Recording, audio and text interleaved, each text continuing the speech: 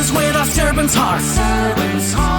Welcome to the podcast. Inspiration, motivation takes. Listen to the podcast. We're all about to talk about life. Our guests will share their life story. We want you to success in life and business. We're ready and we will start shortly. We're gonna talk about life. We're going to speak on business. You're gonna shine bright. We are going to witness. Business with a servant's heart. With hosts Steve, Ramon, and Ray. Inspiration, education talks. Listen to the podcast.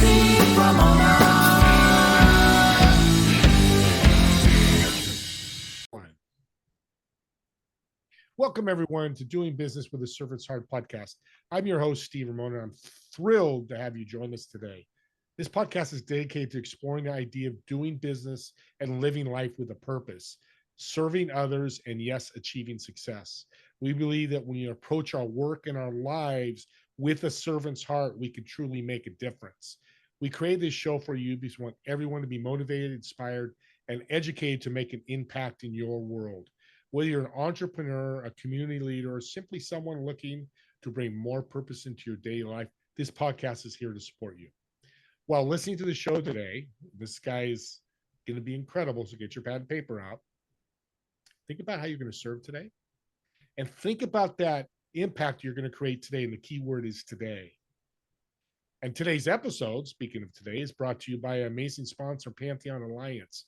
Picture yourself joining an elite community of high-income and successful business owners and entrepreneurs from a variety of industries, all working together to create a powerful referral marketplace and also get educated. It's an incredible opportunity to expand your network and elevate your business to new heights. If you have any questions or more information, just reach out to me and I'll get it to you. And with that being said, impact, we're going to talk about world-class impact. He's going to tell us what world-class really means in business and not what some people are saying. Steve, welcome to the show. Thanks a lot for having me, Steve. It's a pleasure to join you today.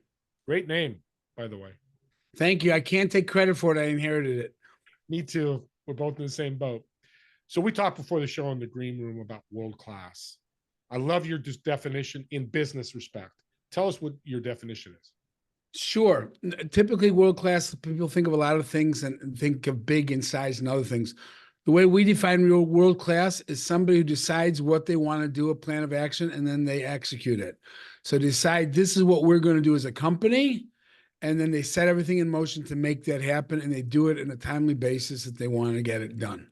And that's what we call world-class. It sounds like a lot of companies aren't doing this. Did you say are or not? No, are not. Yeah, it's actually companies that really dial it in and get it right are few and far between. And that's why it becomes world-class. When you have somebody that does that, it's so special. What is you might not know the stats. What's the stats of a world-class company compared to a non-world-class? Can't tell you. I can tell you this, that when we deal with companies and we start working with them, we look at creating a 3-year outcome. And then we create everything in place and we really think about the business owner. The business owner, what's the thing that you want to accomplish over the next 3 years for you personally out of your business? And sometimes you'll say things that, I want to go spend a month with my family up in the mountains. Mm-hmm. Why can't you do that today? Business not equipped that I can be away for a month. All right, let's create that over the next 3 years. And very often we can do it in 18 months. Mm. Because once the focus is set, the breakthrough clarity is set, and the organizational process is that, sustainable growth is the easy thing to do. How important are systems in this? Extraordinarily important. If you don't have systems, you not only need systems, you need metrics and accountability focus, and then finally you need a rhythm. And what that means is the metrics, what are the things you're going to measure? How do we know you're hitting the things? How do you know where you're short, where you're ahead? How does that work?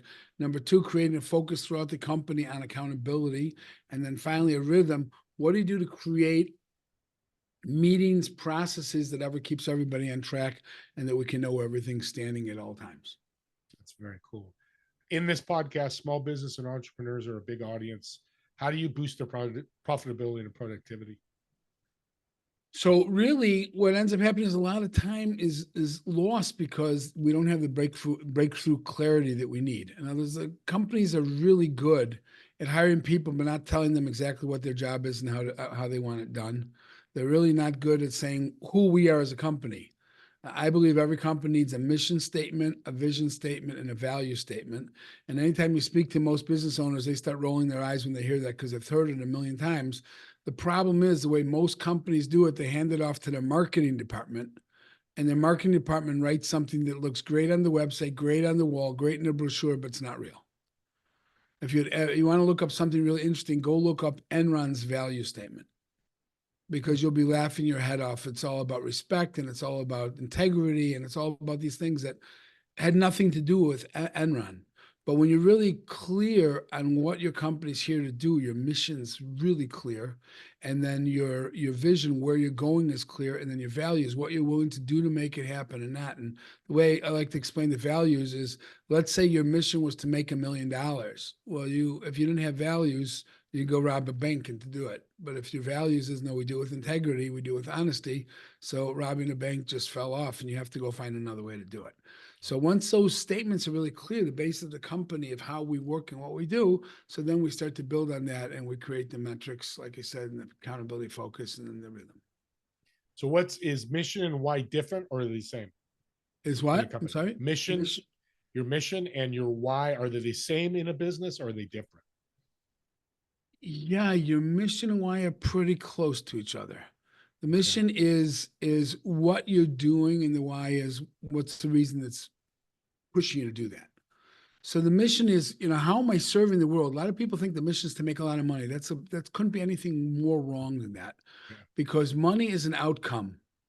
Money comes from doing the work you need to do by serving people, and the mission is who you're serving for what purpose.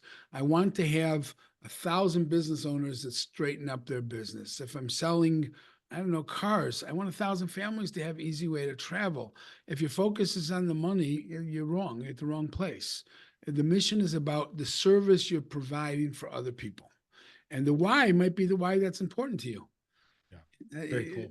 Covey's got a great story in his book that his wife was into Frigidaire, and she only wanted Frigidaire appliances. And he couldn't understand that. Whirlpool's good, this why. And he found out that her father had been in appliances, and he ended up with some situation. He was falling apart, and Frigidaire came and saved him and helped him. They extended him a little extra credit, helped him do things. And so therefore she had this huge loyalty to Frigidaire, which had nothing to do with the appliances. And so that's the why. But the mission is the what. What are you trying to do, and who are you doing it for? Yeah, why is so important. A lot of companies know. As you know, you work with them.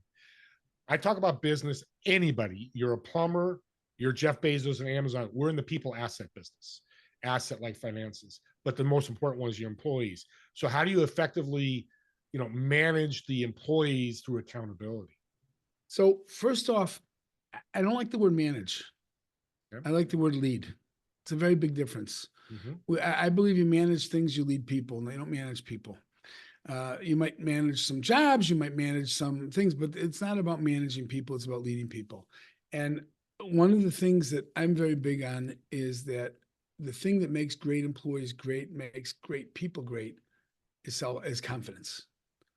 And a confident employee is a good employee. I don't care, you can take whatever other characteristics you want. Confidence is the key. And I believe that every company can help their employees become more confident every 90 days. I have a model, and basically we make a mistake. We think that success comes after we're confident, and it's just the opposite. Success precedes confidence. So what happens if I go and I do something, I'm not sure how to do it, I'm uncomfortable, it's out of my comfort zone, and I go and I work on it and I work on it and work on it, and ultimately I'm successful, I'll become confident in that. And that's where the thing is. So when you're helping your people become better people, it's a very, very big boost to the company in every way possible. I'll give you another example of one that's really interesting. People think that fear and courage are opposites, and they're not opposites at all. Because if I don't feel fear, I have no reason to have courage. Courage is only necessary if I'm fearful. And therefore, the way we have to look at it is fear and courage are brothers. When a person starts to feel fear, that's time to pull out the courage and lock arms and go together to get the thing done. The best definition I ever heard of courage was courage is when you're so frightened you wet yourself. Fear is when you're so frightened you wet yourself, and courage is going to do what you have to do with wet pants on. Yeah, it's great explanation. You know, so when you can help your employees up their courage, up their confidence, up their success rates, and it's doing because you're serving them. It's not managing them. I believe every employee wants to be successful. Now, there's some that want it more than others, and some people are just not going to be great employees for your company. But the concept that we can bring things to help our clients, our employees become better, and therefore they become better employees in the process and get more things done. So that's what it's all about. But again, that's all about service. Yeah. So on the flip side, we're accountable employees. What do we do with an employee that's not accountable? Well, if we can't get them to the point of accountability, then that's probably not a good fit for the company. And that's okay. One of the things that, again, a distinction that I like to use is the difference between expectations and agreements. Actually, if you look in the world, most people that are upset with their world is because the world didn't come up to their expectations, which usually were not voiced. Look at a marriage, husband and wife, it's not going well. It's because somebody has an expectations they haven't voiced properly and agreed on. But if you have an agreement, you don't have that problem. And so therefore, if you have an employee that's working and you come to them and say, these are the things we need to get done, how can we do this together, and get them to buy in and agree to the work they're going to do, you're 3/4 of the way there because they own it now. And if they own it, the chance of them doing it better. Now, there's going to be some people that you're not going to be able to do it. They're not going to be able to, they think they can, they'll try, but they're too afraid. They can't get the courage out. They can't do it. And you try to help them and you can't. At that point, you say, look, this is just not the right place for you. It's the servant's heart does that. Yeah, that's exactly it. So leadership is a big part of it. You said lead. You've mentioned lead a few times. What's a servant leader in your eyes? So there's a very important distinction when it comes to service. And that is there's something different between pleasing and serving. And most people out there are pleasers. When you're little kids and your mother takes you to the store, she says, if you behave really well, I'm going to give you a lollipop when we get home. So the kid's on his best behavior and gets a lollipop. They're being taught to be pleasing. Do what makes me happy, and I'm going to reward you. And we go into life later on in life where business, there's no purpose for that whatsoever, zero purpose for that. And we try to be pleasing. We want everyone to love us. And as a business owner or a boss, that's the worst thing in the world, because now everybody starts to learn the game of how to please you, but they're not serving, and you're not serving them. And real service is when I care about you enough to put myself on the line that I might lose out, but I'm doing the best thing for you. There's a similar distinction between nice and kind. It's really very similar to service and pleasing. And the way I like to use that is a story that happened with me. I used to be a manager in a Fortune 100 insurance company. And I once came out of the restroom and evidently I blew my nose or something because the guy came over to me and said, "Hey, Steve, you got some dirt on your tie." And I looked down, kind of embarrassing. And he said to me something that really hit me very strong. He said, "Steve, I know you feel uncomfortable. I do too. But I care about you too much to let you to walk around for the rest of the day because there's a lot of other nice people who won't tell you about it." And so he cared enough about me to risk that I would be unhappy with them or to risk something in the friendship because it was more important to serve me, whereas other people would see it and say, "Oh, that's gross. I would love to tell him about it, but if I tell him about it, maybe he's going to be angry at me." Kind of like the old Scope commercial. I'm not going to tell him, you tell him, right? And they spin the bottle. Okay, it's on you. And the guy takes shaking a little bit, takes the Scope bottle over to the owner, and the owner says, "Yeah, I started using it yesterday. Great stuff. Good. So it's the same thing. So pleasing and serving is the same thing. I care too much about you. And by the way, it's with sales also. You want to buy that, but it's not the right thing for you to buy. I'm not letting you buy it. I'm not going to sell it to you. And you have to be willing to let go of the sale if that's the wrong thing for the client. Yeah. Yeah, we don't force or pitch slap, as our good friend Clay would say, don't pitch slap. So I want to throw that out there. Interesting journey you have. I want to get a little personal. You were a rabbi at one time, and now you're a business coach. That's quite a bridge to jump. How'd that happen? So actually, in certain ways, it's not really a bridge because as a rabbi, you do a lot of things helping people get to places they want to be. And I was an insurance agent and a business owner in between.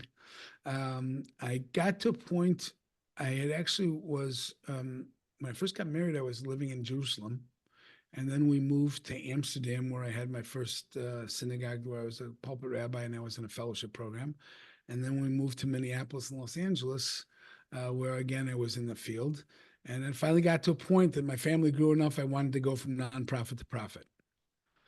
I opened my own business, and the only thing that comes to mind is, Walter Mondale, when he lost his election against Ronald Reagan, said, I wanted to run for president in the worst way possible, and that's exactly what I did. And when I created my first business, I failed horrifically with 6 figures of debt. And it was the wrong business, had no business getting into it. I didn't have the capital I needed. Got an important lesson from the world. Ended up going into the insurance industry, did really well, became a business, a trainer for one of the biggest insurance companies in the country. And as I was doing the training, I said, there's a piece missing. Because the insurance company had this great perspective. And the perspective was, if a guy knows, he's got the knowledge what to do, he knows what to do, he's got the skill, he can prove that he can do it by a role play, and he's got the desire, there's no reason he's not being successful. And I had a room full of agents that had the knowledge, had the skill, and had the desire, and they were falling on their face. Because if you have those 3 things, but the phone feels like it's 3,000 pounds for you to pick up, you're not going to make the calls. I don't care how much skill, desire, and knowledge you have. And when I had that, I started, speaking to the insurance company, maybe we need to change a few things. No, we kind of like it the way we have it.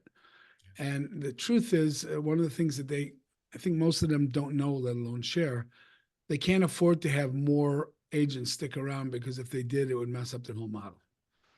And so I started out by coaching people in the industry. And in my first year, I had 3 wholesalers. One took his unit from 50 million to 100 million in a year. One had gone from number 43 out of 52 in his zone to number 2. And the final one had never received all of his bonuses by December 31st, maxed them all out September 30th. So I was doing something right. Yep. And the business just continued that way. That's very cool. Those are great stories. Love hearing that on both sides of the fence. Yeah. Some of the clients happy and you're happy. It's a win-win. 100,000%. Let's talk about your book. I believe it's called Ignite. Make sure I say it right. Talk about the book and the mission. So the mission is really clear. When it comes to getting a business straightened up so they can really become world-class, there's 2 sets of skills. There's hard skills, and those are the kind of things we spoke about, defining getting the breakthrough clarity, creating accountability, focus, and so on. But there's also soft skills.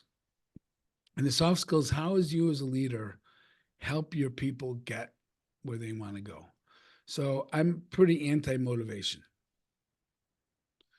Because, and I'll tell you why. Motivation is when I get you to do things that I want you to do for my reasons.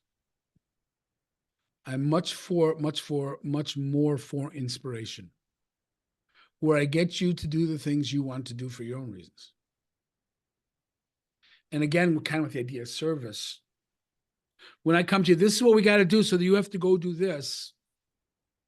I don't have you buy-in, but if I come to you and say, hey, Steve, wouldn't you like to take a really good vacation with your family in the summer?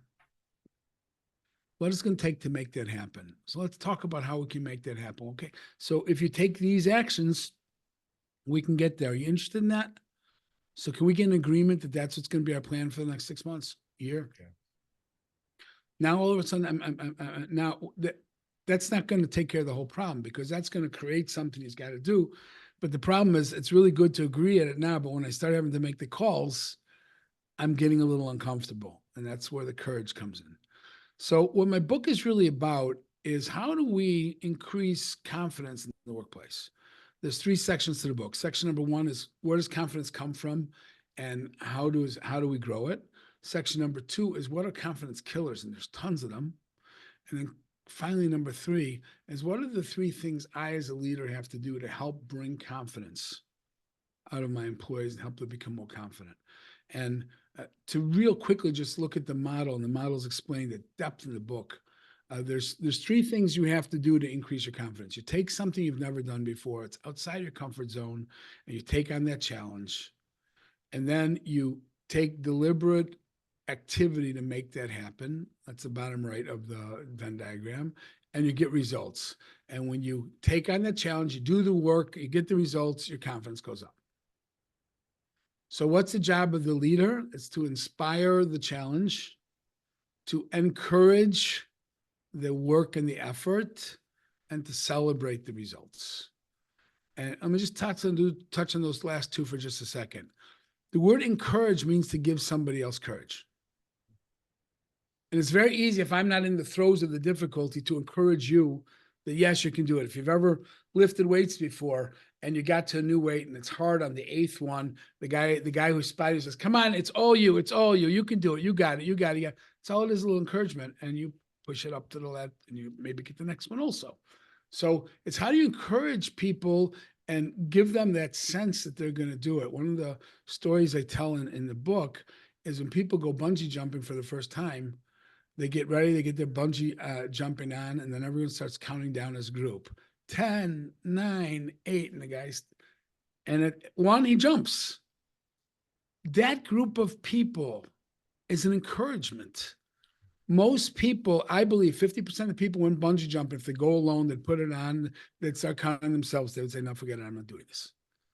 But it's that kind of that encouragement that comes from the group that everyone's going to do it that makes it easier.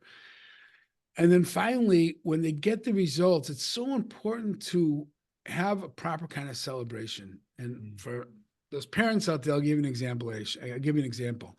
Johnny comes home with a 99 on his math test, but he struggled for math all the years. And Dad says, good job, Johnny. That's almost a compliment, let alone a celebration. But if Dad says to Johnny, hey, Johnny, I know you struggled for math for years. I've seen the last couple of weeks you've really worked hard. And today you brought home a test with a 99 on it. I'm really proud to be your father that you worked so hard to get there. Let's go to the ice cream store and get some ice cream. How much more meaningful is that celebration? And because of the celebration, he's going to be ready to go take his new challenge. I believe that every 90 days, we should be finding new challenges to grow with.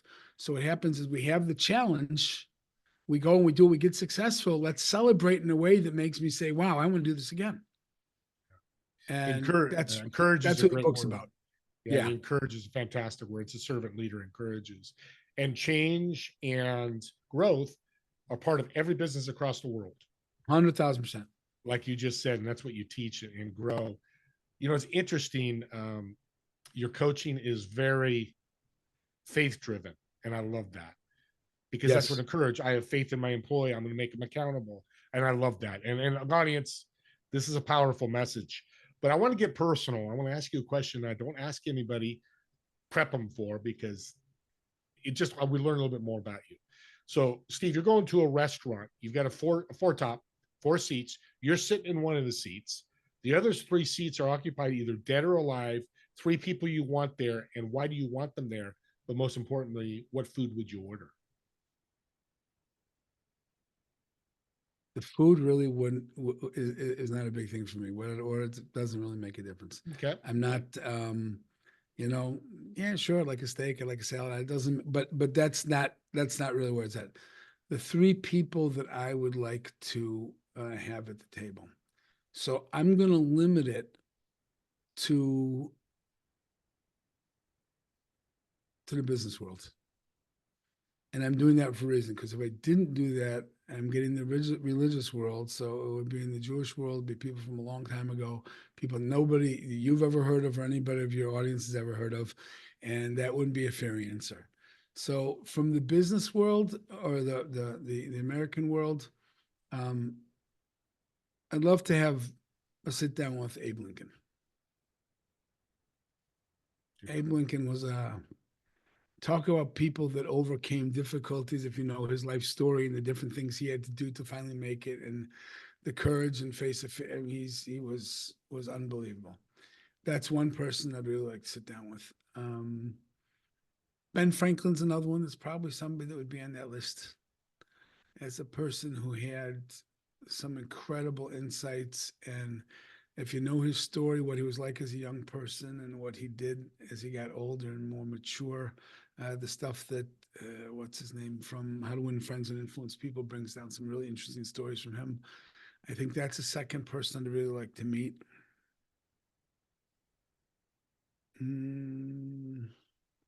It's a tough question.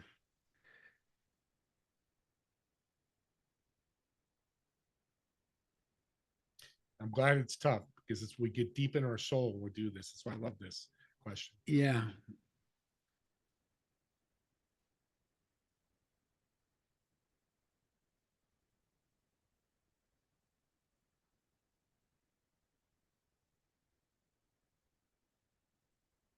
Maybe Gandhi. Gandhi was a person that had a perspective. Actually, a lot of it I don't think was all correct. There's a very famous letter back and forth with one of the Jewish leaders and Gandhi, and he said during what was going on in Germany at the time that the Jews should just passively resist and everything would be fine. And the rabbi's response to him was, that worked great when the British did not want to kill you, but when the Germans want to kill us, they don't care if we're going to be passive resistance. But no question, he had some humongous knowledge and energies and way to do things. Maybe Thomas Jefferson would be another one, because that was the framer of the independence, the Declaration. Also, I would probably put him actually before Gandhi. Big part of our history, Thomas Jefferson. Yeah, yeah. Well, we've come to the end here. God, time flew. And that's what a great guest does, and with great information. I appreciate you so much. How can people reach out to you? So the best place to get me is LinkedIn. Go to LinkedIn, just put in Steve Lover, and there's not a lot of lovers on LinkedIn. So you'll either get me or my brother, but I'm the only Steve. So that's one. That would be the easiest place. If somebody wants, they could reach me through my website, Blue Mountain Business Coaching. It's a very simple site, but it's an easy way to connect to me. Or Steve at Blue Mountain Coaching is my email address. Okay, perfect. And I will answer all emails. What? No, I appreciate you saying that. Thank you for being on. This has been a blessing, and you're definitely a servant's heart, and that's why you were on the show. And audience, you're very welcome. And audience, don't forget the TV show Together We Serve. It's Fridays at 2 p.m. Pacific, 5 p.m. Eastern on Apple TV, Roku, Samsung. See this big old head on a TV screen of 70 inches, but you'll see my guests more than me, which would be a good thing.